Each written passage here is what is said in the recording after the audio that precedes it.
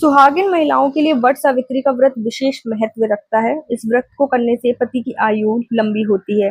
ऐसे में अगर आप शादी के बाद पहली बार वट सावित्री का व्रत करने जा रही हैं तो इन नियमों का खास ध्यान रखें। देखिए, अगर आप पहली बार व्रत रखने जा रही हैं तो आपको आपके मन में बहुत सारे क्वेश्चन होंगे कि ये व्रत कैसे रखा जाता है, इसमें क्या होता है, तो मैं इस वीडियो में आपको अच्छे से बता देती हूँ।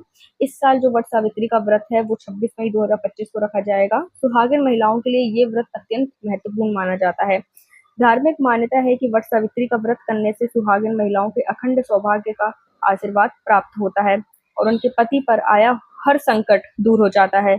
इस दिन विवाहिता महिला निर्जला व्रत करती हैं और विधि पूर्वक वट यानी बरगद के पेड़ की पूजा करती है। तो अगर आप भी शादी के बाद ये व्रत पहली बार रखने जा रही हैं तो इन नियमों का विशेष रूप से ध्यान रख लीजिएगा। देखिए, तो सबसे पहला नियम इसका ये है कि वट सावित्री व्रत के दिन नीला, काला, ग्रे, सफेद रंग का साड़ी या कोई भी कपड़ा आप बिल्कुल ना पहने। ये रंग शुभ नहीं माने जाते हैं और नीला वगैरह भी नहीं शुभ माना जाता है, तो आप इनको बिल्कुल भी अवॉइड करें। इसके साथ ही आपको इस दिन लाल, पीला, हरा, गुलाबी, ऑरेंज ऐसे कलर पहनने हैं और नई साड़ी पहनी है। अगर आप पहनना चाहते हैं पुराना कुछ मतलब जो आपने पहले पहन चुका है तो वो भी कोई दिक्कत का बात नहीं है, लेकिन अगर आप नया पहनेंगे तो ज्यादा सही रहेगा। वट सावित्री के दिन सुहाग का शुभ रंग तो वैसे लाल ही होता है, तो कोशिश करिए लाल, पीला ही आप सब पहने, चाहे आप वो लहंगा पहनती हो या फिर आप साड़ी पहने, ज्यादा अच्छा रहेगा। इस दिन 16 श्रृंगार का विशेष महत्व रहता है। 16 श्रृंगार इसमें बहुत जरूरी होता है। मैं आपको 16 श्रृंगार बता देती हूँ।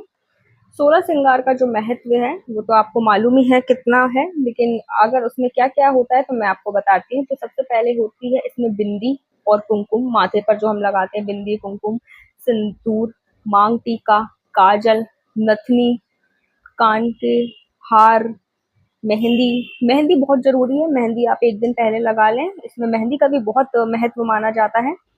चूड़ियां, बाजूबंद, अंगूठी, कमरबंद, पायल, बिछुए और इत्र या सुगंध, ये इसके 16 श्रृंगार, ये मेन 16 श्रृंगार है। बाकी आप इसके अतिरिक्त कुछ पहनते हैं, करते हैं, वो अलग चीज है, लेकिन आपको इतना तो करना ही चाहिए। इसके साथ ही वट सावित्री व्रत के दिन प्रातः काल ही उठकर स्नान आदि करें और साफ सुथरे कपड़े पहन ले। इसके बाद तैयार होकर सूर्यदेव को जल या अर्घ्य दें और व्रत का संकल्प लें। वट सावित्री के दिन बरगद पेड़ के नीचे ही अच्छे से सफाई करें, गंगा जल छिड़क कर शुद्ध कर लें। इसके बाद धूप, दीप, अगरबत्ती जलाएं, फिर वट वृक्ष के चारों तरफ 7 बार कच्चा धागा लपेटे उसकी परिक्रमा करें और आदि पूजा करें। वट वृक्ष की पूजा करने के बाद सावित्री व्रत कथा जरूर सुने। और अगर आपको सावित्री व्रत कथा सुननी है तो मैंने यहाँ लिंक में डिस्क्रिप्शन दे दी, आप इससे जाकर सुन लीजिए। फिर पूजा के बाद सावित्री माता और यम देवता से अपने पति की लंबी आयु की कामना करें। पूजा के बाद अपनी सासू माँ को पैसे या साड़ी देकर उनका आशीर्वाद ले सकते हैं। आप वही पूजा सामग्री किसी ब्राह्मण को दान भी कर सकते हैं।